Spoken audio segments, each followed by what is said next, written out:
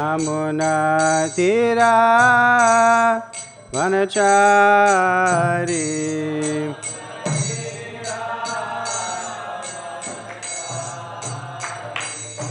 Jai Radha Madhava Kunja Bihari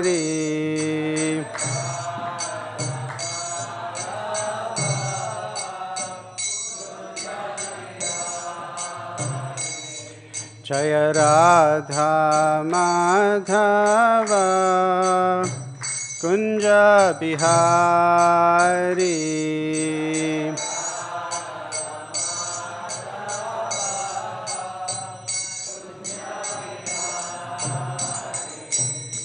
Gopi Jana Vallabha Girivaradhari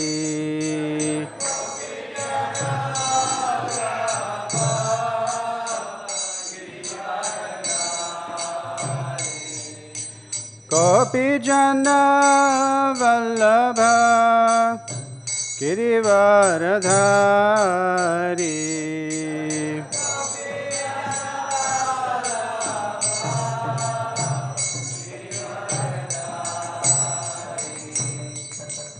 Yashodanandana Vrajajana Ranjana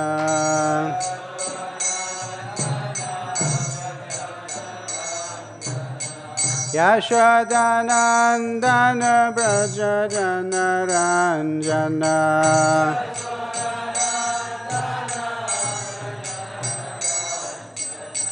Yashodanandana Vrajajana Ranjana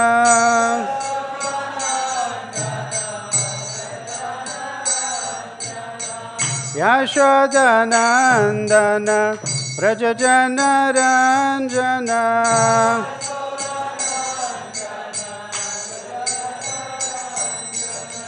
Yashodanandana Vrajajana Ranjana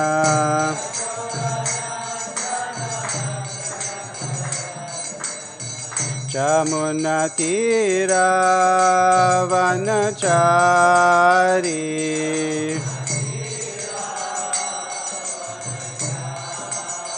Jamuna tira vanachari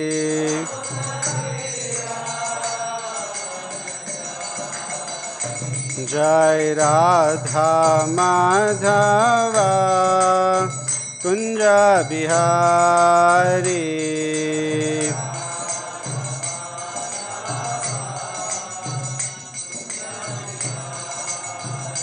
Jai Radha Madhava Kunja Bihari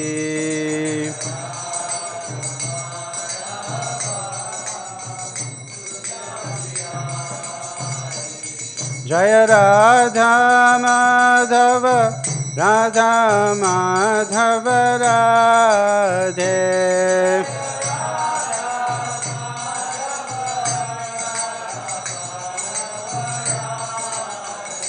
Jaya Panchatattva Panchatattva Panchatattva Jaya Panchatattva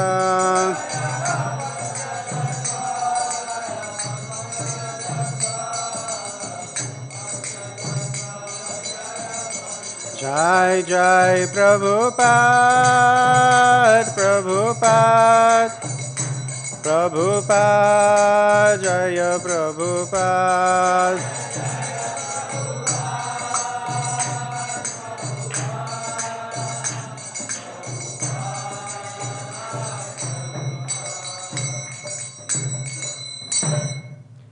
Jayam Vishnupad Paramahamsa Parivrajikacharya Sotra Satashri Srimad His Divine Grace A.C. Bhaktivedanta Swami Srila Prabhupada ki ISKCON Beauty Founder Chai Srila Prabhupada ki Saveda Gaura Bhakta Vrinda ki Granthara Srimad Bhagavatam ki Jai Nitai Gaur Premanandi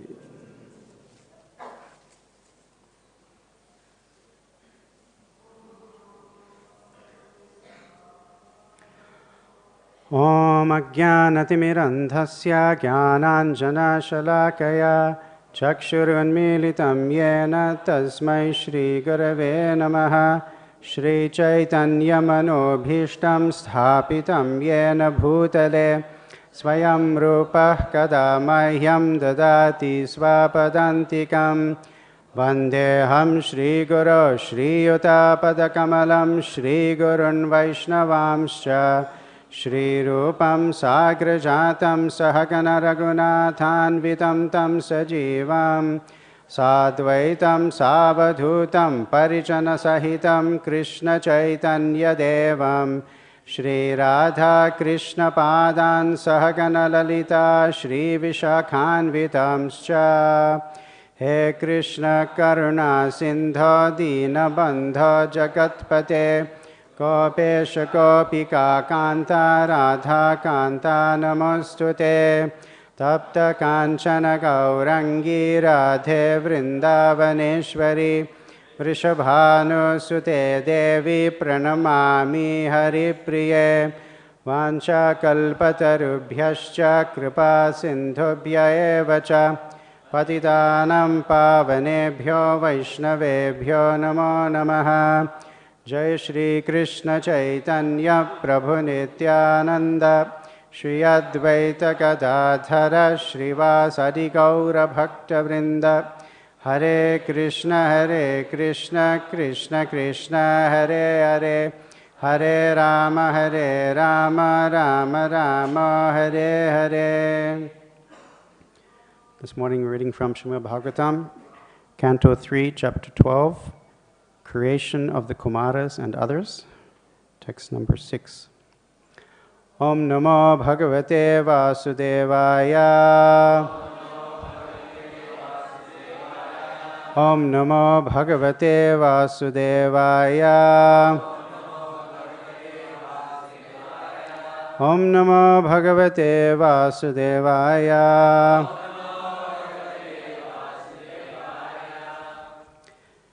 So vadhyātaḥ sutair evam. So vadhyātaḥ sutair evam. So vadhyātaḥ sutair evam. pratyākhyātānuśāsanaiḥ. pratyākhyātānuśāsanaiḥ. pratyākhyātānuśāsanaiḥ. krodhaṁ durviṣahaṁ jātam.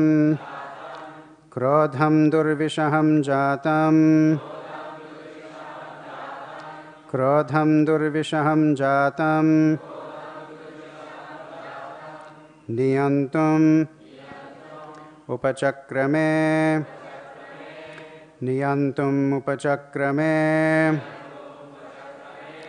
niyantum upacakrame. So vadhyātaḥ sutair evam. pratyākhyātānuśāsanaiḥ. krodhaṁ durviṣaham jātam. niyantum upacakrame. So vadhyātaḥ sutair evam. pratyākhyātānuśāsanaiḥ. krodhaṁ durviṣaham jātam. niyantum upacakrame. So vadhyātaḥ sutair evam.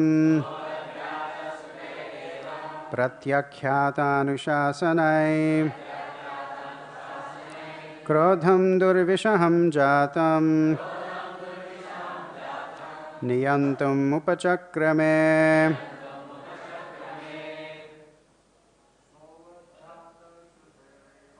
So vadhyātaḥ sutair evam. pratyākhyātānuśāsanaiḥ. krodhaṁ durviṣaham jātam. durviṣaham jātam. niyantum upacakrame. Savadhyātaḥ sutair evam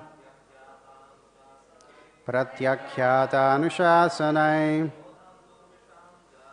krodhaṁ durviṣahaṁ jātam niyantum upacakrame.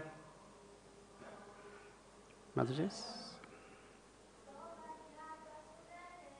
Savadhyātaḥ sutair evam pratyākhyātānuśāsanaiḥ krodhaṁ durviṣahaṁ jātam niyantum upacakrame. Savadhyātaḥ sutair evam pratyākhyātānuśāsanaiḥ krodhaṁ durviṣahaṁ jātam niyantum upacakrame. Savadhyātaḥ sutair evam pratyākhyātānuśāsanaiḥ krodhaṁ durviṣahaṁ jātam niyantum upacakrame. Saha he Brahmā avadhyātaḥ, thus being disrespected, sutair, by the sons, evam, thus, pratyākhyāta, refusing to obey, anuśāsanaiḥ, the order of their father, krodham, anger, durviṣahaṁ, too much to be tolerated, jātam, thus generated, niyantum, to control, upacakrame, tried his best. Translation and purport by His Divine Grace Srila Prabhupada. On the refusal of the sons to obey the order of their father, there was much anger generated in the mind of Brahmā, which he tried to control and not express. Please repeat. On the refusal of the sons to obey the order of their father, there was much anger generated in the mind of Brahmā, which he tried to control and not express. Purport.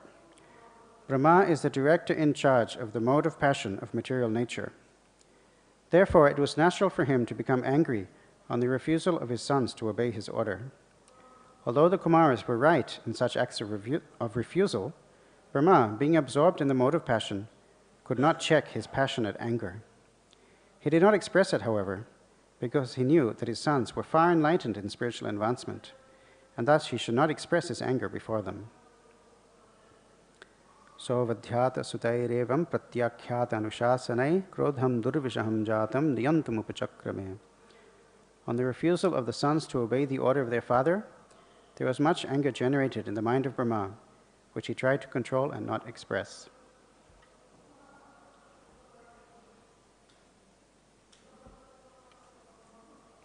Chapter is entitled Creation of the Kumāras and Others.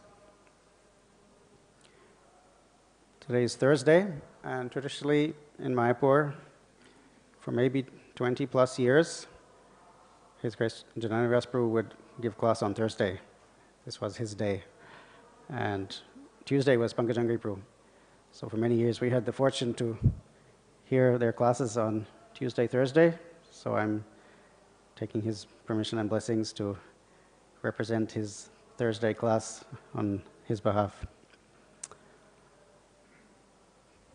Also, I'd like to comment on the previous chapter, which was quite a tough chapter to speak on. It was entitled Calculation of Time from the Atom.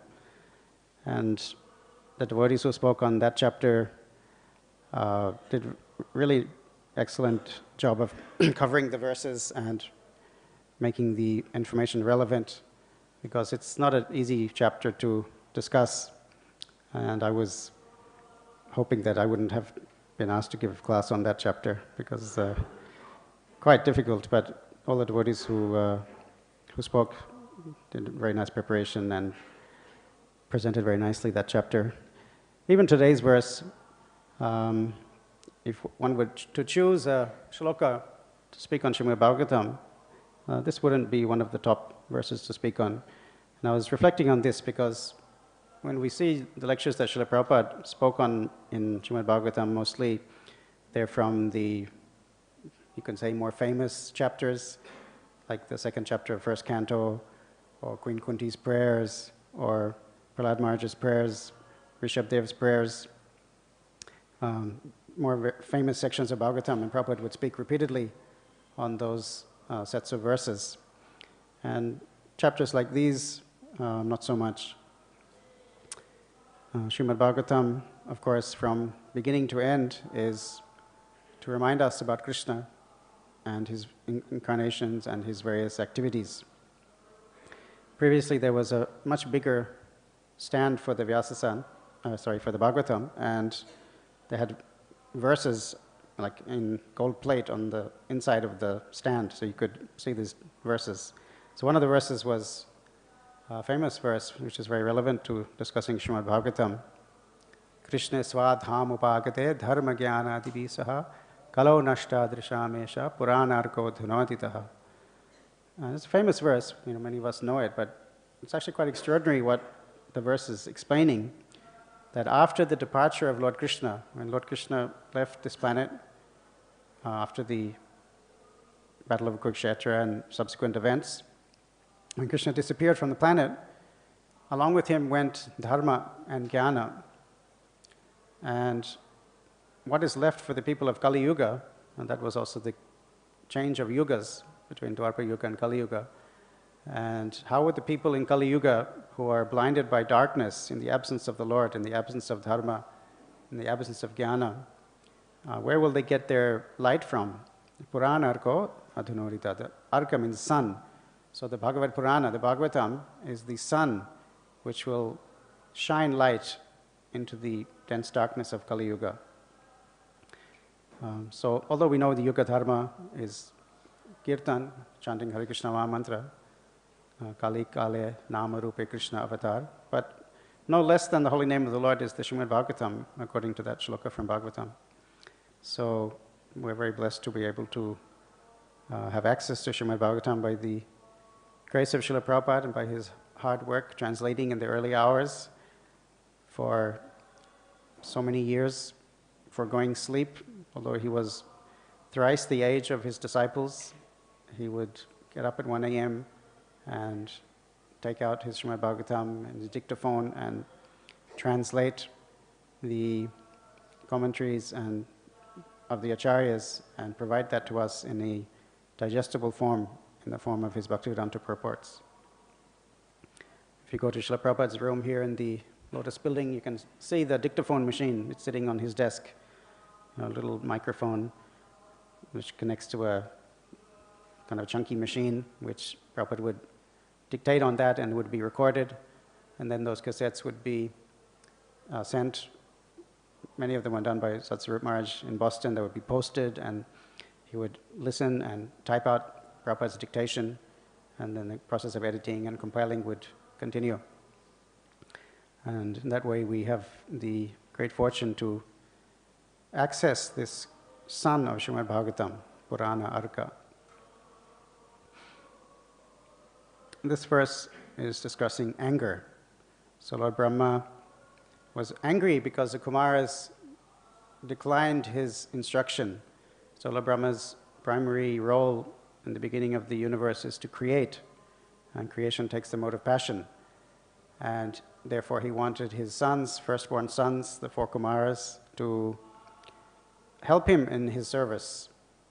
So in that sense, it wasn't a selfish reason that he became angry, but actually that was his appointed task from the Lord to create progeny, to populate the universe. So he wanted assistance from his sons to do that. But as we heard in the previous verses, they were transcendently situated and didn't want to entangle themselves in such matters. Therefore, they declined. And therefore, Lord Brahma, seeing his service to the Lord being obstructed, he had every right to become angry. But it says here that he tried not to express it. He tried to control it and not express it. In Bhagavad Gita, there's the line, Nirgraha kim karishyati, what can repression accomplish?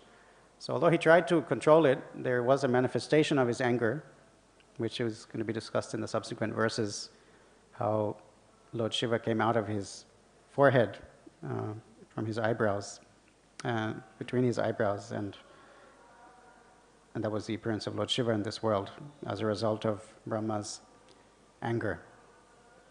So this anger, quality of anger, is discussed many times in Bhagavad Gita because it's one of the great enemies of progressive spiritual life. Even Narottam Das Thakur talks about the 6 enemies, and generally we know them as Kama, Krodha, Moha, Mada, Matsarya. I missed one, right? Krodha, obviously. So lust, anger, greed, illusion, madness, envy.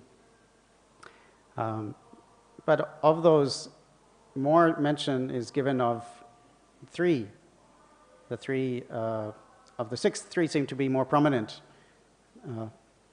which is lust, anger, and greed. In the 16th chapter of Bhagavad Gita, it's mentioned there are 3 gates to hell, 3 doorways leading to the hellish planets, hellish life. And that is Kama, Krodhas, Tata Lobhas, Tasmat Etat Trayam Tyajet. That these 3 have to be, Tyajet, it's in the imperative. Tyajet means to renounce, Tyaja, Tyaga. These 3 must be given up, lust, greed, and anger. And earlier in the 2nd chapter, also we know there is the sequence given, Dehayato Vishayan Pumsa, Sangaste Shubhajayate, Sangat Sanjayate Kama, Kamat Krodho Vijayate, Krodhat Bhavati Sammohat, Sammohat Smriti Vibhramaha, Smriti Bramshat Buddhinasho, Buddhinashat Pranashyati. So the whole sequence is given how, just from something that may seem very innocent at first, engaging with an object of the senses, being attracted to something, meditating on that, on the sense objects, one gets attachment for that. From attachment, lust develops, attachment develops, lust develops. Dehayato Vishayan Pumsa Sangat, Sangat Sanjayate, from attachment and desire. And when the desires are not fulfilled, or even if they are fulfilled, anger arises. Krodhat Bhavati Sammohat, from anger you get illusion, moha. Sammohat Smriti Vibhramaha, when it becomes illusion, one forgets, loses memory, loses one's decorum, what is right and what is wrong, what should be done, what should not be done. One forgets that, and people under the influence of anger and illusion, they perform horrible crimes, which ordinarily people wouldn't, do that. But when they become overwhelmed by these lower tendencies, then they can commit murders and all sorts of horrible crimes. Smriti Bramshat Buddhinasha, one forgets one's intelligence, Buddhinasha Pranashyati, then falls down again to the material pool. Also in the 3rd chapter, Kama Esha, Krodha Esha, Rajaguna Samudbhava, here also it talks how Lord Brahma is the director of the mode of passion. Therefore it was natural for him to become passionate and angry. Kama Esha, Krodha Esha, Rajaguna Samudbhava, Mahashano Mahapakmo, Vidhyanam Iha Vairinam. It's a great enemy.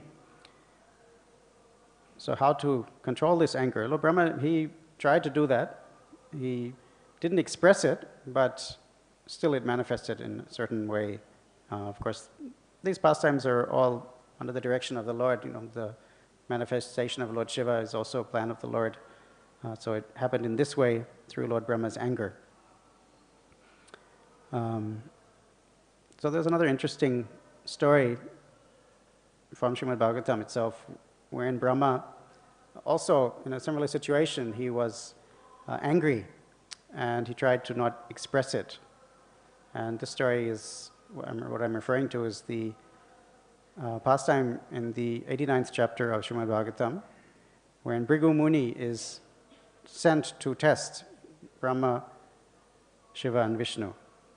And there are different descriptions given of this pastime. Srila Prabhupada in Krishna book has very nicely woven his purports into the text of Srimad Bhagavatam, because Bhagavatam actually only gives 15 verses for this story, just 15 shlokas, and the whole pastime of Bhrigu Muni testing each of the three Gunavatars, Brahma, Vishnu, Shiva. It's all described just in 15 shlokas. But Srila Prabhupada, he gives 4 or 5 pages of, in Krishna book, description of this pastime with his purports interwoven. Now, that's the beauty of Krishna book, that Srila Prabhupada, considering that he may not have time to complete Srimad Bhagavatam, that he thought he should give the 10th canto pastimes of Krishna ahead of time. And actually, we see that that's what happened. Srila Prabhupada was able to translate Bhagavatam up to the 10th canto only to chapter 13. That was the last chapter that he translated. But fortunately, by his foresight, he had already produced Krishna book. And Krishna book, interestingly, as a side point, is the only narration of Prabhupada's translations that are still audio is available, because somehow those cassettes were not reused. We were talking about how Prabhupada would translate, and the cassettes were used for dictation, for transcribing. Then they would send the cassettes back and reuse them, and Prabhupada would record over what he had already spoken, and that way the tapes were reused. But somehow the Krishna book cassettes were kept, so you can actually listen to Srila Prabhupada narrating the entire Krishna book in his own original words. So in Krishna book, he gives 4 pages for describing this pastime. And it's also interesting to note, which I have to admit I didn't know till I was researching this morning for the class, that in Chaitanya Bhagavat, there in until Khanda chapter 9, this pastime is also described in even more detail. In 75 Bengali shlokas, this pastime is described by Vrindavan Das Thakur. So it's very interesting to compare the different narrations, 1 Krishna book, 2 Bhagavatam, 3 Chaitanya Bhagavat of the same pastime.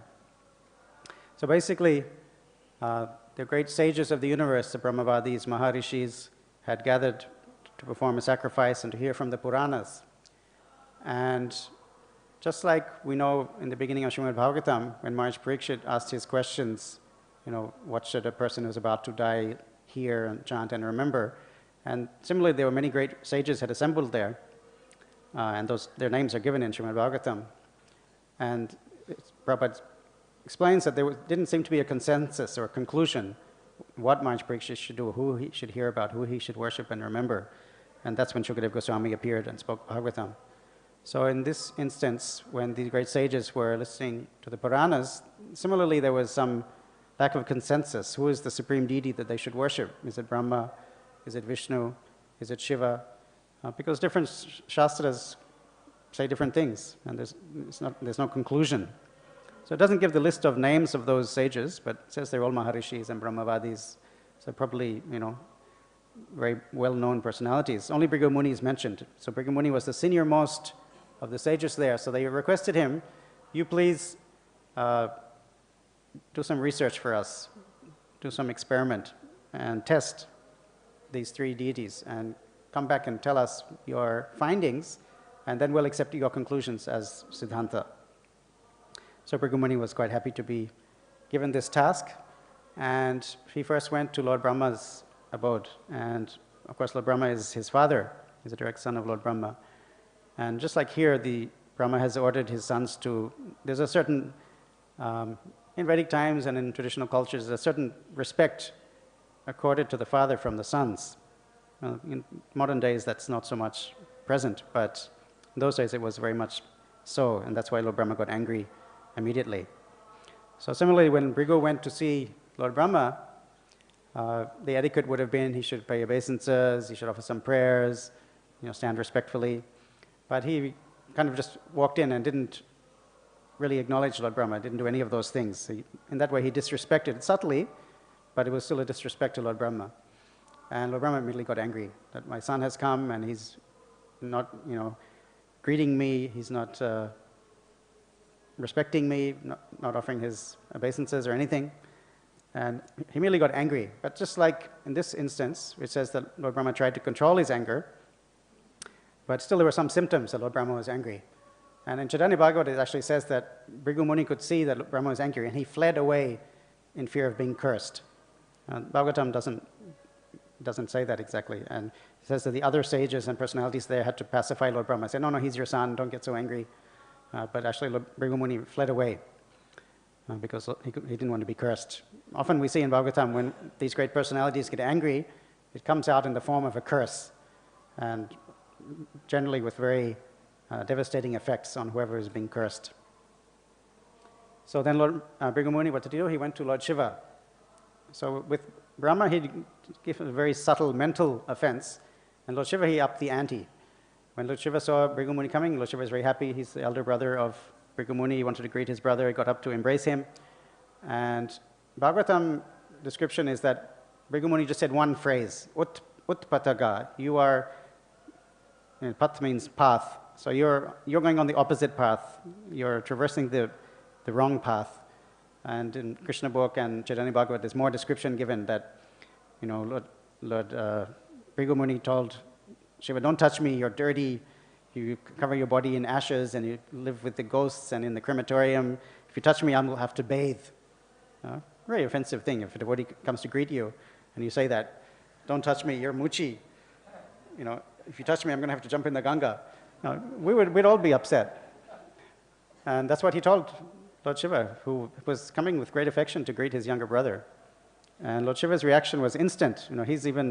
He's in charge of the mode of ignorance, so he's known as Ashutosha, very easily pleased, but he's also can be easily angered. So he didn't hold back, and he took up his trident, and he took the form of, as if he was going to annihilate the universe. That's his job, is to destroy the creation. And he was ready to just, on the spot kill Bhrigu Muni. And Parvati had to come in front and catch his hand and say, no, he's your younger brother, don't be so angry, don't take it too seriously, and pacify him. And Lord Shiva, and he calmed down, and the steam stopped, coming out of his ears. And Bhrigu Muni, obviously he was alarmed, so he left and went to Shvetadvip, which is the planet where Lord Vishnu resides within the universe. And so, with Lord Brahma, he had offended him mentally. With Lord Shiva, he had offended verbally. And with Lord Vishnu, he decided he was going to go full throttle and physically harm the Lord. So Lord Vishnu is lying down and Lakshmi is massaging him. So Bhrigu Muni just appeared there and kicked the chest of the Lord, like an unimaginable offense. If devotees, like in the kirtan, you're going around Tulsi or something and you just touch another devotee with a foot, it's always, sorry, Prabhu. Or if you touch the wall even of the temple, or, very careful where we put our feet. What to speak of directly kicking the chest of the Lord? It's like hard to imagine anyone could do that. You imagine the pujari is dressing the deity and then puts his foot on the Lord. They would be kicked out and beaten up probably. So this was like the supreme offense to Lord Vishnu. And if that happened to any one of us, we can imagine how we would respond. But Lord Vishnu, it's quite incredible. His response was so sattvic and so humble that Bhrigu Muni was just overwhelmed. It says that Lord Vishnu, he immediately got up and offered his obeisances to Bhrigu Muni. This is the Lord himself. And he said, oh, you're such a great Brahmana, you have come here. I'm sorry, I didn't greet you, I didn't notice your arrival. Please forgive my offense. And he said, my chest is so hard and your foot is so soft. You must have hurt your foot when you touched my chest. And he wanted to massage Bhrigu Muni's foot, and he was glorifying that the water that washes your feet can purify the three worlds, and now my chest has been purified by the touch of your lotus foot, and now I'm sure Lakshmi will stay with me because I've been purified. And he goes on, glorifying Bhrigu Muni like this. And Bhrigu Muni is just stunned to see the reaction of Lord Vishnu, compared to Lord Brahma, who was very angry and seemed about to curse him, compared to Lord Shiva, who was ready to kill him on the spot. Lord Vishnu just was displaying so much humility and so much respect to Bhrigu Muni. And in the Chaitanya Bhagavata, there are some really beautiful verses that describe the response of the Lord and the reaction of Bhrigu Muni. I'll just read a few. It's very sweet in Bengali. Shuniya prabhura bakka binay babahar kama krodha loba moha shokalera par. So again, kama krodha loba are mentioned in this verse. This is text 358 of Antyakanda, chapter 9, Chaitanya Bhagavat. Hearing the Lord's words and seeing his humble behavior, Bhrigu Muni concluded that Lord Vishnu was certainly beyond the influence of lust, anger, greed, and illusion. So it comes back. The Lord Vishnu had no lust, he had no anger, greed, or illusion. Therefore, he was displaying such humility. The Lord actually told him, I will keep the mark of your footprint on my chest, along with Lakshmi, whose residence on my chest is glorified by the Vedas as the mark of Srivatsa. So Bhrigu Muni's footprint will be next to Srivatsa. Dekhi Maharishi Poilen Chamatkar, Lojjita Hoya Matha Natolena Ar. Bhrigu Muni was struck with wonder and he lowered his head in shame. So he became ashamed of what he had done and he couldn't even face the Lord. And it's very interesting that although Lakshmi Devi, in the Krishna book, Prabhupada says that Lakshmi Devi was very upset that Bhrigu Muni had offended her Lord, and therefore she withdrew her blessings on the Brahmin community, and therefore Brahmins are generally poor. But in Chaitanya Bhagavat it says that actually this was all the arrangement of the Lord. Jaha korilen she taha karmanoi avashera karmatha iha janiha nishchay. Whatever Bhrigu Muni did was not on his own account, rather he acted on the inspiration of providence, or in the inspiration of the Lord. Bhajya pai priti shraddha dekite bhakti rasya purna hai lagila nachite.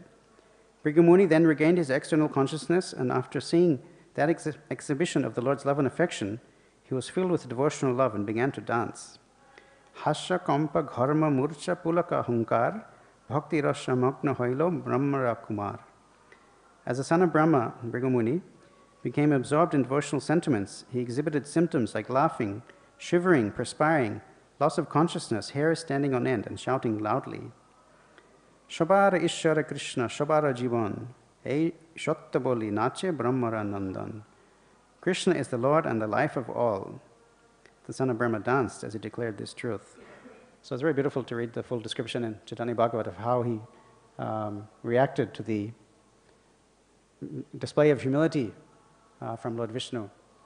So then, of course, after that, he returned back to the sages and reported his experience, what happened with Lord Brahma, what happened with Lord Shiva, what happened with Lord Vishnu, and everyone was similarly struck with wonder at the display of Lord Vishnu's humility, who had absolutely no shred of kama, krodha, moha, lobha, all these bad qualities. And they conclusively decided that Lord Vishnu is the Supreme Personality of Godhead, and he's the object of worship. And in Chaitanya Bhagavat actually says that they worshipped the Lord and went back to Godhead, the entire group of sages. So it's very nice to see how the Lord, he doesn't just tell us, but the Lord actually manifested those qualities himself. And this is Lord Vishnu, who we generally don't think of in such terms, but even Lord Vishnu acted in such a humble way without showing any shred of tamagun, rajagun, and acting purely from the spiritual platform in submission in front of Bhrigu Muni.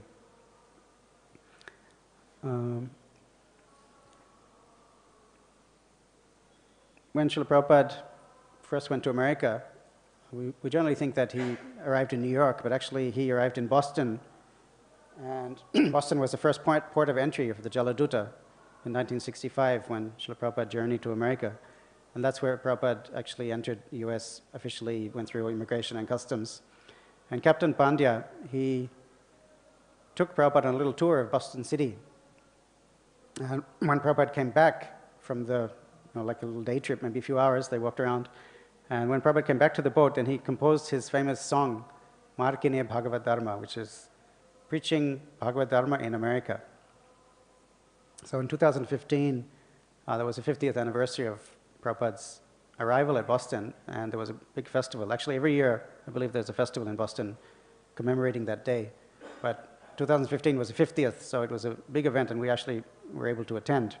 So the actually devotees hired a big boat and went out onto the on the ocean, and then came back, reenacting Prabhupada's arrival, and did Harinam through the pier area, and there was Rath-yatra also, I think.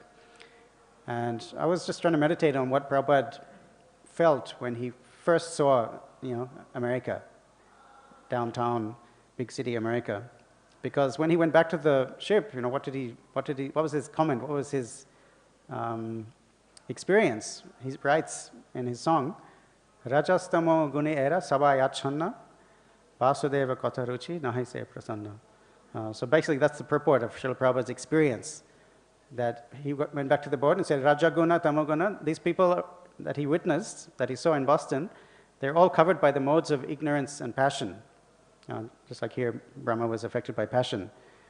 Rajastamo era sabayachana. They're all covered by Rajagun and Tamagun. And how will they, they're very happy in their lives, how will they develop any taste for hearing about Krishna, Vasudeva Katharuchi?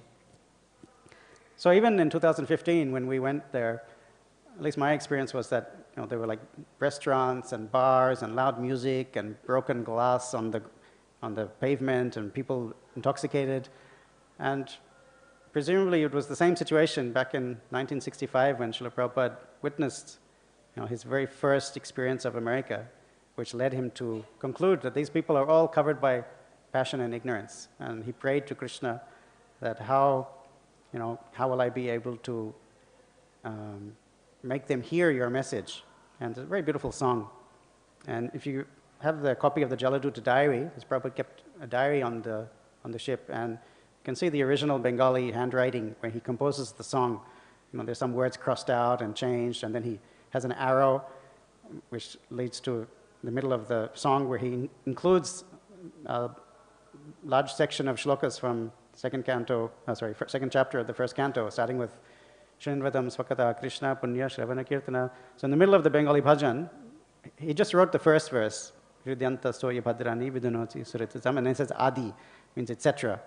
But in the song, the finished song that we have today, he actually quotes all the other verses subsequent to Shrindvatam Swakata Krishna, including Nashta Prayashu Bhadreshu and Tada Rajastamo Labha. There's 5 or 6, maybe 5 verses are quoted in total, starting with Shrindvatam. So those verses also describe how by regularly hearing Srimad Bhagavatam, then all these abhadrani, all these effects of the modes of passion and ignorance can be nullified, can be destroyed, and one can gain that taste for hearing about Krishna. So therefore we attend Srimad Bhagavatam class every day. It's not just a routine or something we do because our institute or academy has given us a sadhana chart and we need to tick off that we came to class. And once the course is over, we can rip up the sadhana chart and, not hear Srimad Bhagavatam. But Prabhupada instituted the Bhagavatam class in ISKCON, so devotees would nityam Bhagavata sevaya hear every day. And I recently came across another quote about the benefits of hearing Srimad Bhagavatam, which is relevant to today's topic. This is from the purport of Srimad Bhagavatam 9.18.2. And Prabhupada writes that regardless of whether one is in the mode of passion, ignorance, or goodness, if one regularly hears Srimad Bhagavatam from the self-realized soul, one is freed from the bondage of material involvement. So even if someone is in the mode of ignorance, if they regularly hear Srimad Bhagavatam, what to speak of mode of passion or mode of goodness, one is freed from the bondage of material involvement. So it behooves us to take advantage of Srila Prabhupada's hard work that he gave us, all the efforts he undertook to translate Srimad Bhagavatam and institute the daily class and the hundreds of classes that he himself gave. We're so very fortunate we have that facility, and we have so many devotees who are speaking very nicely every day on Srimad Bhagavatam. So it behooves us to honor and respect those efforts. I also wanted to call on, since we're on the topic of anger, and we're hearing effects of anger on Lord Brahmā, and of course there are many descriptions in Bhagavatam of devotees or personalities, great personalities, getting angry. The first you come across in the first canto is Arjuna, showing his anger at Ashwatthama, and then there's Shringi, who gets angry at Maharaj Parikshit, There's Daksha who gets angry at Lord Shiva. So there are many instances. And it's interesting to study and see, the reactions or the results of those personalities getting angry. Generally, it's a very negative effect. But Srila Prabhupada also used to display anger. And there are some very interesting pastimes of Srila Prabhupada getting angry on his disciples, not out of the motive of passion or ignorance, but to train them to improve their devotional service. And the common conclusion of those devotees who were very fortunate to witness Prabhupada's merciful anger, Prabhupada would be angry for that moment to chastise and to teach something to that devotee, but after once they rectified it, then he would be completely normal. There were no traces of anger or no residual resentment, as in an ordinary conditioned soul would show. Prabhupada would be angry for a few moments to teach something, and then he would be totally pacified and treat that devotee as before, without showing any anger or resentment. So I was hoping that Rameshwar Prabhu could help us to understand some of these pastimes of Srila Prabhupada, because he had so much association. And when I asked him this morning, he said that that's one of the things he misses the most, is Prabhupada yelling at him. So maybe he would be kind to share some such instance so we can see Srila Prabhupada's use of anger in a positive way. If the mic can, yeah.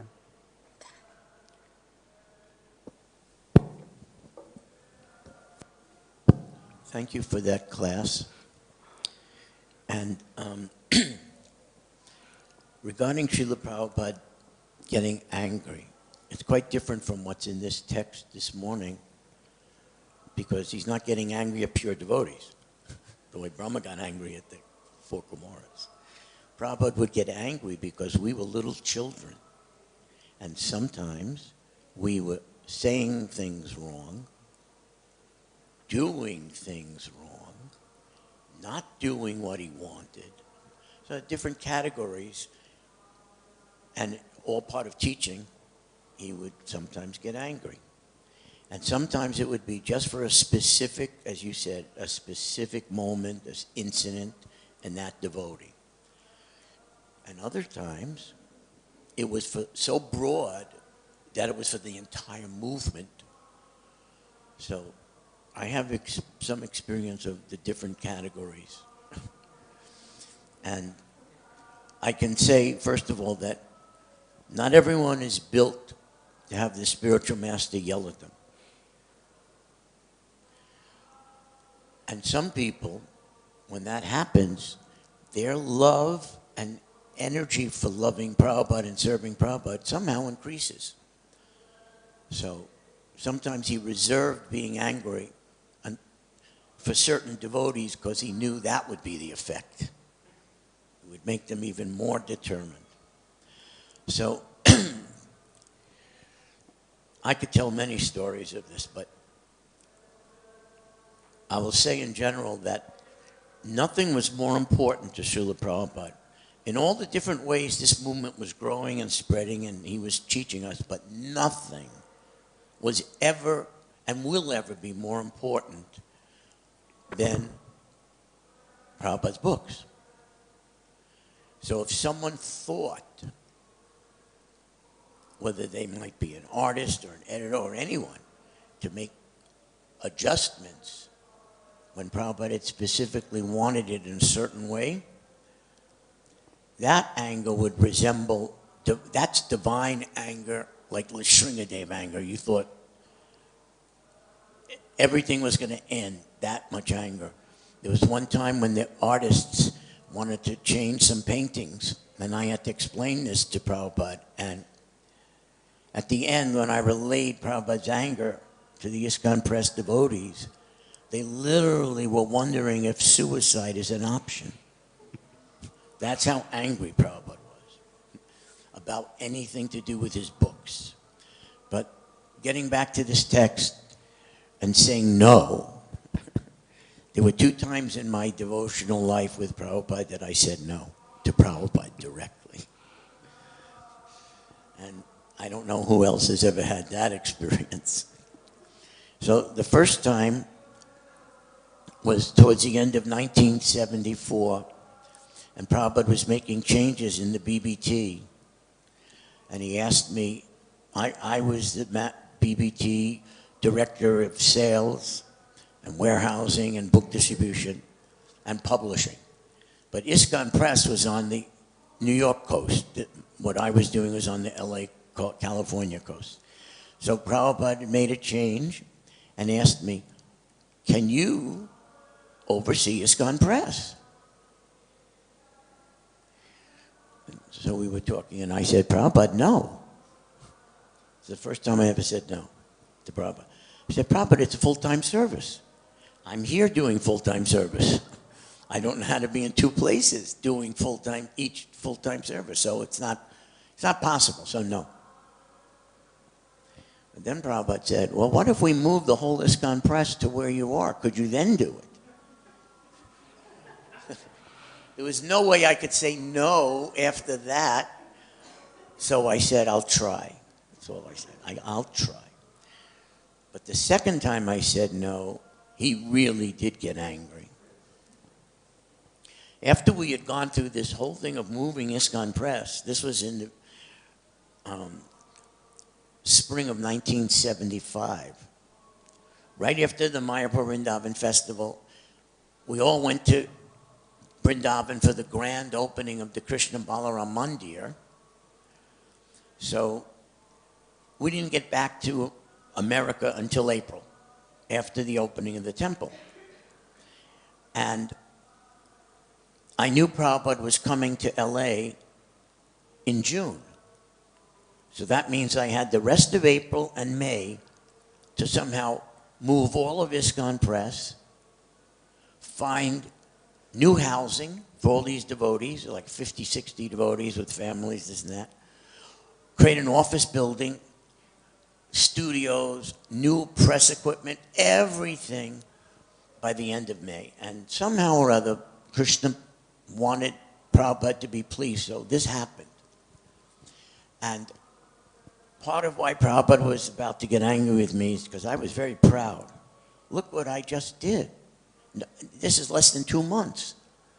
And now we're ready to tackle being behind 17 books that had happened over the last 2 or 3 years. Do you know how long it took Prabhupada to write the Chaitanya Charitamrita in 17 volumes? Anyone know? 18 months. 17 volumes in 18 months.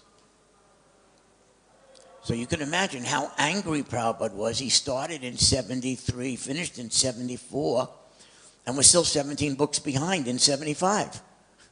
And he's sacrificing everything to give the world these books. So anyway, I start getting calls from Prabhupada's secretary when Prabhupada landed in Hawaii, mid-June. Prabhupada's going to be there in a week, and he's very, very angry at you. Literally. And this secretary could only say that because Prabhupada said it, that he was angry at me. And I couldn't understand, why did I do wrong?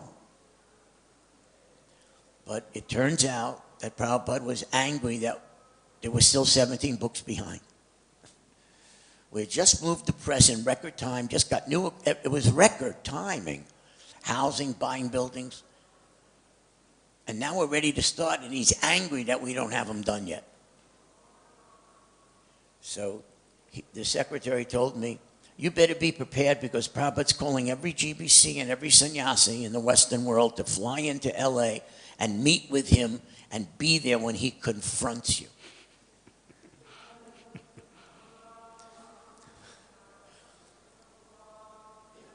You know, in terms of my bodily age, I was 24 years old. Trying to deal with this. So anyway, on the morning walk, we presented ideas how long it would take. We had worked out a plan where we could go from 1 book every 4 months to 2 books every month, or 2 books every 2 months, or which averaged 1 book a month, Anyway, we presented this plan to Prabhupada. He stopped and said, that means it would take you 17 months. Meanwhile, Prabhupada's writing a new book every month. So at the end of the 17 months, I'd be behind 17 books again. There was no way Prabhupada was going to accept that.